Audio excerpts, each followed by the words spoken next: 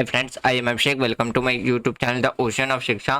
तो अभी हम क्लास 12th का जो हमारा सेकेंड बुक है उसको हम डिस्कस कर रहे हैं। आज हमारा लास्ट लेक्चर रहेगा जिसमें हम जो हमारा चैप्टर फर्स्ट है चैलेंजेस ऑफ नेशंस बिल्डिंग यानी कि राष्ट्र निर्माण की जो चुनौती है उसको आज हम कंप्लीट कर लेंगे, जिसमें आज हम डिस्कस करेंगे reorganisation of state. Reorganisation of state का मतलब है कि जो राज्यों का जो पुनर्गठन किया गया था उसके बारे में हम डिस्कस करेंगे। ऑलरेडी इसके पीछे के जो टॉपिक्स थे जैसे कि इंडियाज इंडिपेंडेंस, फिर बात करते हैं द रीजंस फॉर दो partitions was the two nations theory, जिसमें दो पाकिस्तान की जो थ्योरी रखी गई थी, टू नेशंस थ्योरी क्या थे उसके बारे में डिस्कस कर लिया था। सेगमेंशंस प्रॉब्लम्स क्या थे उसके बारे में डिस्कस किया था। ईस्ट पाकिस्तान वेस्ट पाकिस्तान यानी कि दो पाकिस्तान के बारे में जो बात रखी गई थी, दो नेशन थ्योरी के बारे में, ये सारी चीज़ें हमने फर्स्ट लेक्चर, सेकंड लेक्चर और थर्ड लेक्चर में ब्रीफली डिस्कस किया था। आज हमारा चैप्टर जो चैप्टर फर्स्ट है फोर्थ लेक्चर में कंप्लीट हो जाएगा। आज की वीडियो में हम क्या क्या डिस्कस करेंगे कि क्या क्या प्रॉब्लम्स। देखिए, सबसे पहले हम डिस्कस करेंगे कि जो रीऑर्गेनाइजेशन ऑफ स्टेट थे यानी कि राज्यों का जो पुनर्गठन किया गया था, इसके बाद क्या प्रॉब्लम्स थी हमारे लीडर्स के पास, यानी कि जो हमारी गवर्नमेंट थी उनके पास क्या प्रॉब्लम निकल के आ रही थी यूनाइट करने के बाद, उसके बारे में हम डिस्कस करेंगे। उसके क्या रिजल्ट निकल के आए। फिर हम इसमें ये भी डिस्कस करेंगे कि जब हमारी कंट्री में जितने भी जो प्रिंसली स्टेट थे जिसे हम रजवाड़े भी कहते हैं, उसको जब यूनाइट कर लिया गया था, किसके द्वारा? सरदार वल्लभ भाई पटेल जी के द्वारा। बहुत ही ज़्यादा इम्पोर्टेंट रोल प्ले किया था उन्होंने हमारी कंट्री को यूनाइट करने में। क्यों? क्योंकि जब हमारी कंट्री ब्रिटेन के कंट्रोल में थी, तो जब ब्रिटेन हमारी कंट्री को इंडिपेंडेंस नेशन डिक्लेयर करके जा रही थी, तो जाते जाते भी उन्होंने क्या कहा था, क्या किया था, मतलब डिवीजन करने का काम कर दिया था। आज के टाइम पे जो हम इंडिया और पाकिस्तान का जो डिवीजन देखते हैं, यानी कि जो दो पाकिस्तान थे 1970, आपको याद होगा कि जो 1971 की जो वॉर हुई थी उससे पहले बांग्लादेश क्या था, एक ईस्ट पाकिस्तान के नाम से जाना जाता था और जो पाकिस्तान है वो वेस्ट पाकिस्तान के नाम से जाना जाता था। लेकिन जैसे ही 1971 की वॉर में जो इंडिया ने एक लेजेंड वॉर जीता था, जिसे आज भी हम एक ऐतिहासिक जीत हासिल करके हैं, यानी कि ऐतिहासिक जीत कहते हैं, जिसमें 93,000 सोल्जर्स के द्वारा क्या है, पाकिस्तानी सोल्जर्स ने हमारी कंट्री के आर्मी के सामने सरेंडर कर दिया था, यानी कि आत्मसमर्पण कर दिया था। इतनी बड़ी सेनाओं ने इतिहास में आज तक कभी भी आत्मसमर्पण नहीं किया। वो हमारी एक अलग ही लेजेंड जीत है जिसे हम कह सकते हैं। तो उसके बाद क्या है, पाकिस्तान, ईस्ट पाकिस्तान एक नया देश निकल कर के आया बांग्लादेश के। तो ये जो हम अलग अलग जो देश देख रहे हैं, ये सारे इंडिया से पार्टीशंस, यानी कि इंडिया का जो पार्टीशंस किया गया था, डिवीजन किया गया था, उसका ही एक परिणाम है। तो जब ब्रिटेन हमारी कंट्री को छोड़ करके जा रहे थे, तो हमारी कंट्री में जो 565 जो प्रिंसली स्टेट थे उनको क्या कहा गया था, उनको ब्रिटेन के द्वारा ये कहा गया था कि या तो वो चाहे तो इंडिया में मिल जाए, या तो पाकिस्तान में मिल जाए, या तो वो अपना एक अलग नेशंस बना ले। इसी केस में हमने जो लेक्चर थर्ड हमने डिस्कस किया था कि कुछ ऐसे प्रिंसली स्टेट थे जो आसानी से हमारे देश में शामिल नहीं होना चाहते थे, लेकिन उन्हें बहुत ही सूझबूझ से हमारी सरकार और जो सरदार वल्लभ भाई पटेल थे उनके द्वारा बहुत ही समझदारी से काम लेते हुए उन्हें भी हमारी कंट्री में यूनाइट करवाया गया। जम्मू कश्मीर का क्या केस था वो भी हमने डिस्कस किया था कि वहाँ का जो राजा था हरि सिंह, वो स्विट्जरलैंड यानी कि जम्मू कश्मीर को एक अलग देश इंडिपेंडेंस रखना चाहता था। वो ना तो पाकिस्तान में शामिल होना चाहता था ना हमारी कंट्री में। लेकिन जम्मू कश्मीर में मुस्लिम आबादी ज़्यादा होने की वजह से क्या है, पाकिस्तान चाहता था कि जम्मू कश्मीर उसके पार्ट में शामिल हो जाए। इसीलिए 1947 में क्या था, पाकिस्तान ने जम्मू कश्मीर पर अटैक करना शुरू कर दिया। तो राजा हरि सिंह ने इंडियन आर्मी से मदद मांगी। तो उस टाइम पे जो हमारी कंट्री के जो पहले होम मिनिस्टर थे, यानी कि सरदार वल्लभ भाई पटेल, उनके द्वारा राजा हरि सिंह के साथ मिलकर इंस्ट्रूमेंट ऑफ एक्सेशन पे उनसे साइन करवाया गया और तब से लेकर के जम्मू कश्मीर हमारा क्या है, एक यानी कि अखंड भाग है, यानी कि एक अभिन्न अंग के रूप में हम कह सकते हैं। तो 1947 में जो पाकिस्तान के द्वारा जो कुछ एरियाज कैप्चर कर लिया गया, तो उसे आज के टाइम पे भी पाकिस्तान क्या कहता है, आज़ाद कश्मीर के नाम से कहता। और हम उसे किस नाम से जानते हैं, हम उसे पाक ऑक्यूपाइड कश्मीर के नाम से उसे कहते हैं कि भाई पाकिस्तान के द्वारा इलीगल तरीके से कि जम्मू कश्मीर को उसने ऑक्यूपाइड कर रखा। ये सारी चीजें हमने थर्ड लेक्चर में डिस्कस की थी, किस तरीके से वो एक इंटरनेशनल इशू बन करके रह गया, पाकिस्तान के द्वारा एक इंटरनेशनल इशू से बना दिया गया, जो कि दो नेशंस के बीच की जो एक डिस्ट्रीब्यूट थी, पाकिस्तान के द्वारा हर बार हर एक प्लेटफॉर्म, इंटरनेशनल प्लेटफॉर्म पे बार बार कश्मीर का गाना वो आज भी रोता है कि भाई पाकिस्तान यानी कि जम्मू कश्मीर पे आज भी वो अपना क्लेम करता है। ये सारी चीजें हमने डिस्कस किया था। तो आज की वीडियो में जो हमारा रीऑर्गेनाइजेशन ऑफ स्टेट है, यानी कि जो राज्यों का जो पुनर्गठन है, उसमें जो हम जो डिस्कस करेंगे क्या क्या प्रॉब्लम्स निकल के आई थी हमारी गवर्नमेंट के सामने, जो कंट्री को यूनाइट किया गया था उसको हम डिस्कस करेंगे, प्रॉब्लम्स क्या थी, उसके बाद हम डिस्कस करेंगे इसके क्या रिजल्ट निकल के आए थे, फिर स्टेट और रीऑर्गेनाइजेशन जो कमीशन था उसके बारे में डिस्कस करेंगे और उसके द्वारा क्या काम किया गया और उन्होंने क्या रिजल्ट पेश किया था, ये सारी चीजें हम डिस्कस करेंगे और आज हमारा लेक्चर कंप्लीट हो जाएगा। तो चलिए स्टार्ट करते हैं हम अपना आज का डिस्कशन रीऑर्गेनाइजेशन ऑफ स्टेट के बारे में। तो सबसे पहले हम समझते हैं रीऑर्गेनाइजेशन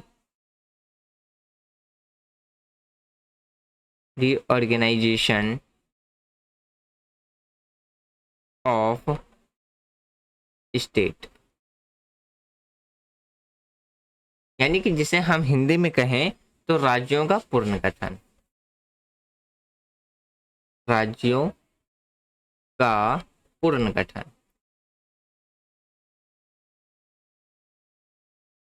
एक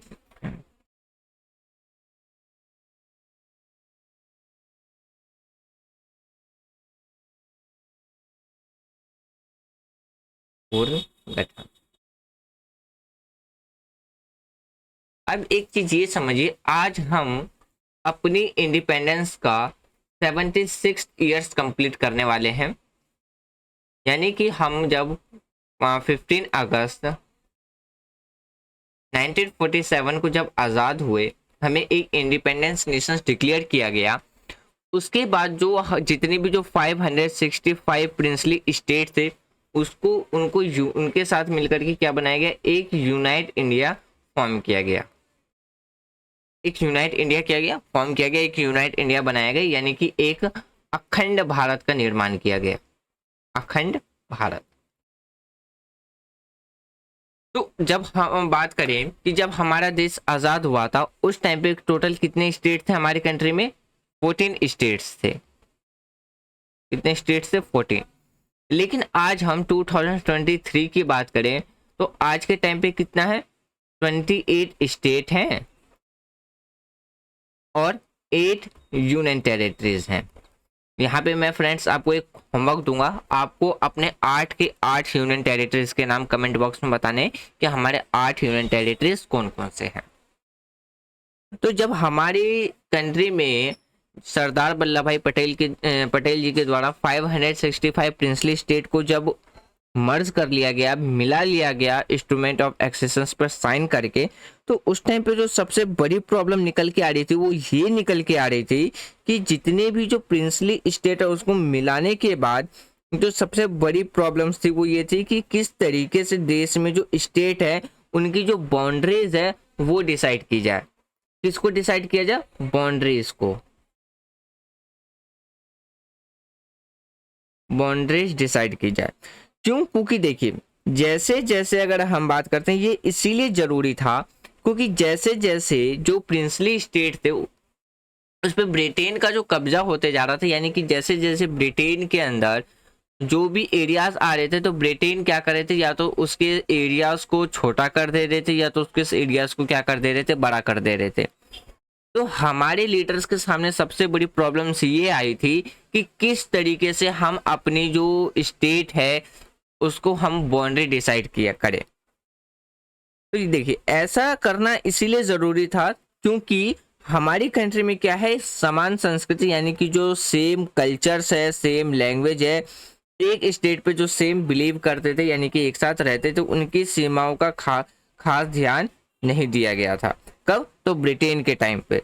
तो इसीलिए ये करना क्या था, काफी ज्यादा जरूरी था, यानी कि बाउंड्रीज को डिसाइड करना काफी ज्यादा जरूरी था।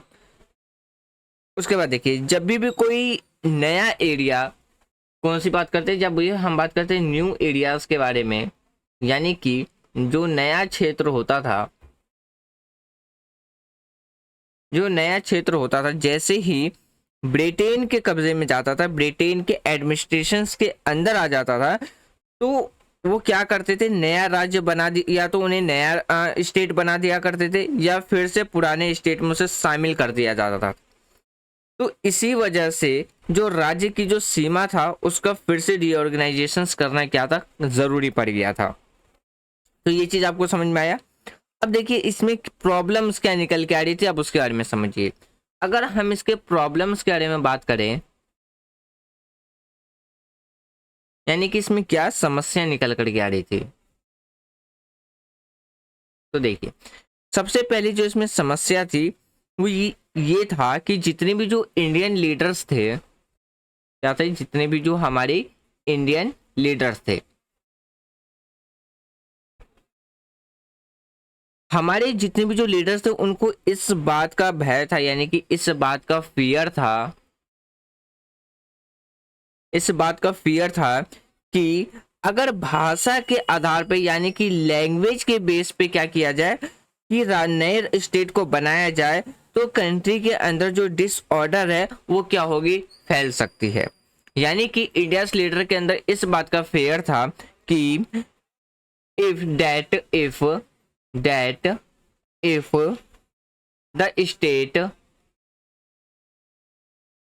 स्टेट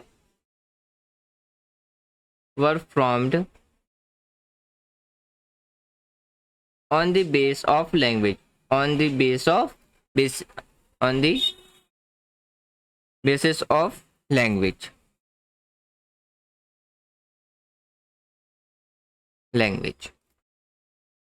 तो कंट्री में किसकी बात होती, तो डिसऑर्डर, यानी कि अगर हम बात करते हैं अव्यवस्था, डिसऑर्डर का मतलब होता है अव्यवस्था, अब इसको कह सकते हैं अव्यवस्था। तो हमारी कंट्री के लीडर्स के मन में जो सबसे बड़ा भय था वो इसी बात का था कि यदि लैंग्वेज के बेस पे अगर हमने स्टेट का फॉर्मेशन किया तो देश के अंदर क्या फैल सकता है, डिसऑर्डर, यानी कि अव्यवस्था की कंडीशंस फैल सकती है, और इससे देश को टूटने का भी खतरा क्या हो जाएगा, बढ़ जाएगा। तो ये बात हमारी कंट्री के लीडर्स के अंदर सबसे बड़ी भय था।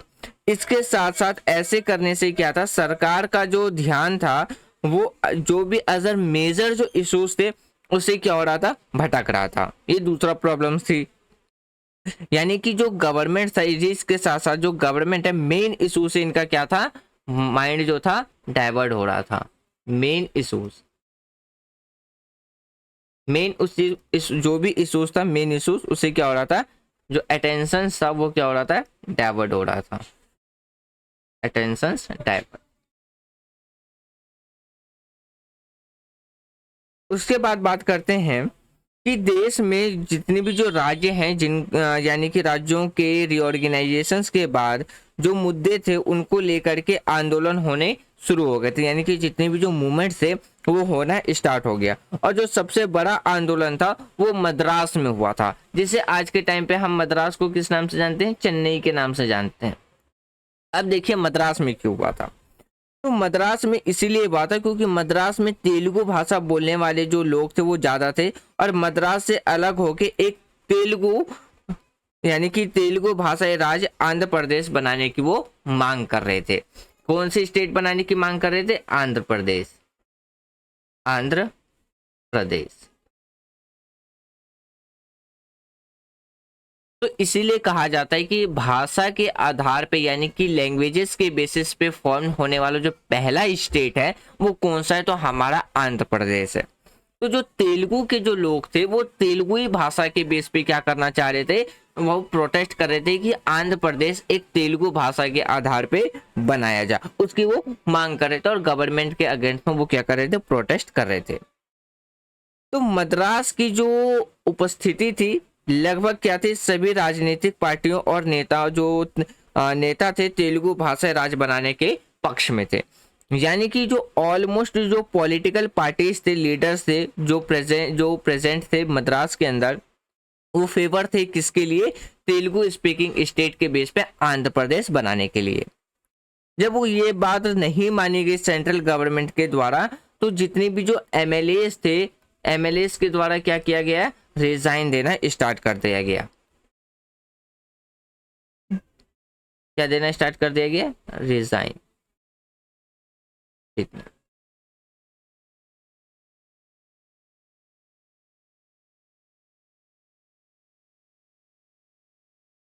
रिजाइन देना स्टार्ट कर दिए। तो लास्ट में क्या है, अगर हम बात करें तो जो इससे जैसे ही एमएलएस के द्वारा जो रिजाइन देना स्टार्ट कर दिया गया, तो पूरे मद्रास के अंदर क्या था, डिसऑर्डर्स की जो व्यवस्था, यानी कि जो डिसऑर्डर्स थी, यानी कि जो हम बात करते हैं जो अव्यवस्था थी, वो क्या होने लगी, फैलने लग गई। क्या हो गई, फैलना स्टार्ट हो गई। तो लोगों ने बड़ी संख्या पर सड़कों पर आना शुरू कर दिया था और हिंसक की जो घटनाएं थी वो भी होनी स्टार्ट हो गई थी। तो इसके रिजल्ट के रूप में अगर हम देखें, इसका जो रिजल्ट निकल के आया था वो क्या आया था, अगर हम इसके रिजल्ट की बात करें तो इस स्थिति को देखते हुए, यानी कि जो सिचुएशंस थी मद्रास के अंदर, यानी कि उस सिचुएशंस को देखते हुए गवर्नमेंट ने क्या किया, यानी कि गवर्नमेंट को सहमति उससे होने पड़ी, यानी कि गवर्नमेंट को उनके सामने झुकना पड़ा। तो गवर्नमेंट को फाइनली जो डिमांड थी वो माननी पड़ी और दिसंबर 1952 को क्या है, जो प्राइम मिनिस्टर है उस टाइम पे, जो हमारे कंट्री के प्राइम मिनिस्टर थे वो कौन थे, पंडित जवाहरलाल नेहरू, उनके द्वारा अनाउंस किया गया, क्या किया गया, अनाउंस किया गया कि आंध्र प्रदेश क्या है, एक सेपरेट स्टेट है। और किसके बेस पे आंध्र प्रदेश एक सेपरेट स्टेट बनाया गया था, लैंग्वेज के बेस पे। इसीलिए आपसे एक क्वेश्चन ये भी पूछा जा सकता है कि हमारी कंट्री पे लैंग्वेज के बेस पे फॉर्म्ड होने वाला पहला स्टेट कौन सा था, तो वो था हमारा आंध्र प्रदेश। आपको मैप में दिखा देता हूँ आंध्र प्रदेश कहाँ है। ये रहा हमारी कंट्री का आंध्र प्रदेश। यहाँ पे आपको तमिलनाडु देखने को मिलेगा, जैसे यहाँ पे आप तमिलनाडु देख सकते हैं, ये रहा तमिलनाडु, ये रहा आंध्र प्रदेश, आंध्र प्रदेश। और आंध्र प्रदेश से ही अलग होकर के बना है तेलंगाना। क्या बना है, तेलंगाना, जिसकी कैपिटल है हैदराबाद। ये रहा आपका कर्नाटका, ये रहा केरला, ये रहा आपका गोवा, ये रहा महाराष्ट्र, ये रहा मध्य प्रदेश, ये रहा गुजरात, ये रहा राजस्थान, ये रहा आपका उत्तर प्रदेश, ये रहा बिहार, और ये रहा झारखंड। बिहार से झारखंड को अलग करके कब बनाया गया, 2000 में बिहार से सेपरेट करके झारखंड बनाया गया। और इसी साल 2000 में यूपी से अलग बन के क्या बनाया गया, उत्तराखंड बनाया गया। क्या बनाया गया, उत्तराखंड। और ये रहा आपका नेपाल, और ये रहे हमारे 7 सिस्टर। यहाँ पे एक क्वेश्चन और मैं पूछूंगा आपको, 7 सिस्टर्स कौन कौन से हैं, इसके नाम भी आपको कमेंट बॉक्स में बताना। ये रहा पाकिस्तान, और ये रहा बांग्लादेश, जो कि 1971 में बन करके नया नेशंस आया था। और ये रहा सिक्किम। तो वहीं पे अगर हम बात करें इसके बारे में, तो इसका जो रिजल्ट था वो क्या निकल के आया कि दिसंबर 1952 में आंध्र प्रदेश का निकल के आया, एक सेपरेट नया स्टेट निकल करके आया। तो इसी के बाद क्या है, स्टेट रीऑर्गेनाइजेशन कमीशन की स्थापना की, यानी कि एक स्टेट रीऑर्गेनाइजेशन कमीशन बनाया गया। क्या बनाया गया, कमीशन। यानी कि अगर हम हिंदी में बात करें तो राज्य पुनर्गठन आयोग, पुनर्गठन आयोग बनाया गया, आयोग बनाया गया। अब देखिए इसका क्या काम था, इसका मेन काम क्या था, इस कमीशंस को स्टेट के ऊपर काम करना था। यानी कि जो देश में जो बढ़ती हुई जो डिसऑर्डर्स थे, जो अव्यवस्था पूरे देश में जो बढ़ रही थी, उसको देखते हुए सरकार ने राज्य के पुनर्गठन के लिए, यानी कि राज्य स्टेट के रीऑर्गेनाइजेशंस के लिए एक कमीशंस बनाया गया था, जिसका नाम था रीऑर्गेनाइजेशन, यानी कि स्टेट रीऑर्गेनाइजेशंस कमीशन। इसका जो काम था, इसका काम क्या था, इस आयोग का जो कार्य ये था कि पुनर्गठन की जो प्रोसेस है उस पर क्या करना था, डिस्कस करना था, उस पर विचार करना था।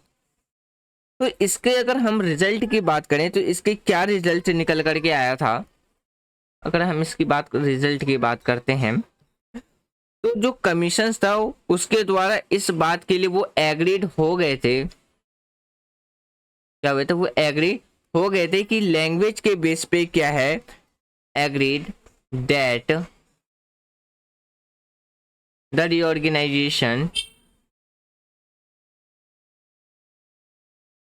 reorganization of the state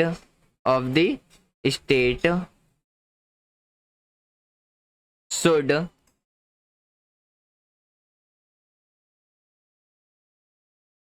be on the basis of languages, on the basis of languages,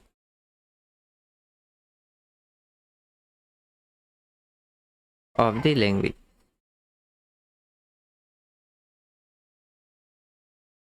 spoken।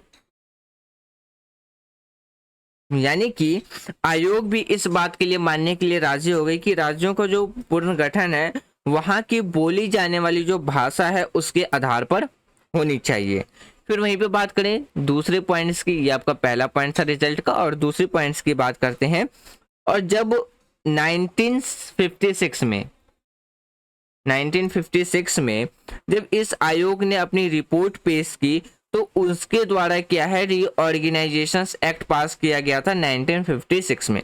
यानी कि जैसे ही स्टेट रीऑर्गेनाइजेशन कमीशन ने अपनी रिपोर्ट पेश की पार्लियामेंट के अंदर, तो क्या है, जैसे ही रिपोर्ट जब पेश की गई तो एक एक्ट पास किया गया था 1956 में जिसका नाम था reorganisation act.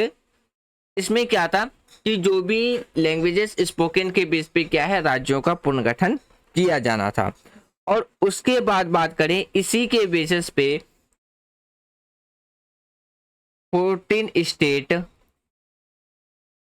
And 6 union territories हमें देखने को मिलते हैं, कब, इंडिपेंडेंस के बाद। आज के टाइम पे इसकी संख्या कितनी है, 28 स्टेट्स हैं और 8 यूनियन टेरिटरीज हैं। तो फ्रेंड्स यही था हमारा आज का लास्ट डिस्कशन, जिसमें हमने कुछ जो मेन टॉपिक्स थे उसको डिस्कस किया। जिसमें हमने सबसे पहले ये डिस्कस किया था कि जो स्टेट रीऑर्गेनाइजेशंस है, यानी कि राज्यों का जो पुनर्गठन है, उसका हमने डिस्कस किया, उसके क्या प्रॉब्लम्स निकल के आ रहे थे। फिर कि कौन सा स्टेट पहला स्टेट बना था लैंग्वेजेस के बेस पे बनने का।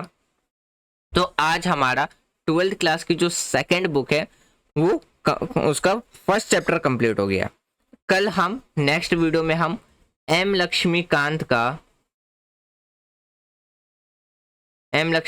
जो चैप्टर 23 है पार्लियामेंट्री कमिटीज, उसके बारे में डिस्कस करेंगे। फिर जब हमारा चैप्टर 23 कंप्लीट हो जाएगा तो हम क्लास 12 की जो सेकंड बुक है उसका चैप्टर हम सेकंड डिस्कस करेंगे, जो कि है हमारा the era of one party dominance, यानी कि एक पार्टी का जो प्रभुत्व है उसके बारे में हम डिस्कस करें। इसमें मेनली हम कांग्रेस पार्टी के ही बारे में डिस्कस करेंगे, क्योंकि कांग्रेस पार्टी ही एक ऐसी पार्टी थी जिसने सबसे लंबे समय तक हमारी कंट्री पे क्या किया था, रूल किया था। यानी कि सबसे लंबे समय तक जिसकी गवर्नमेंट रही थी वो थी कांग्रेस। उसी के बारे में हम सेकंड चैप्टर में डिस्कस करेंगे।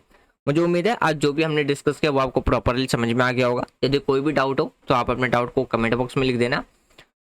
फ्रेंड्स यहाँ पे एक चीज मैं बताऊंगा आपको, जिस चैप्टर यहाँ जिस चैप्टर में डाउट है आप उस चैप्टर का कमेंट कृपया उसी चैप्टर उसी लेक्चर्स के नीचे में डालें, ताकि आपके डाउट को क्लियर करने में आसानी होगा। इससे क्या होगा, अगर मान लीजिए आपने करंट वीडियो के नीचे अपने डाउट्स को डाला है किसी अदर वीडियो के, तो उसके लिए पहले उस वीडियो को मेरे को देखना पड़ेगा, सर्च करना पड़ेगा कि वो वीडियो किस नंबर पे या किस सब्जेक्ट का था, उसके बाद ही मैं डाउट क्लियर कर पाऊँ। अगर आप पर्टिकुलर उसी लेक्चर्स के नीचे अगर आप अपने डाउट को लिखो, कमेंट करोगे, तो ईजिली आपके डाउट्स को क्लियर करने में भी सहूलियत होगी। तो आप इस चीज़ का थोड़ा सा ध्यान रखना। और वीडियो के रिगार्डिंग में अगर कोई सजेशंस देना हो तो कमेंट बॉक्स ओपन है, तो आप उसमें सजेशंस दे सकते हैं। यदि आपको वीडियो पसंद आ रही हो तो आप वीडियो को लाइक कर सकते हैं, शेयर कर सकते हैं एंड चैनल को सब्सक्राइब कर सकते हैं। Thanks for watching friends, take care, जय हिंद।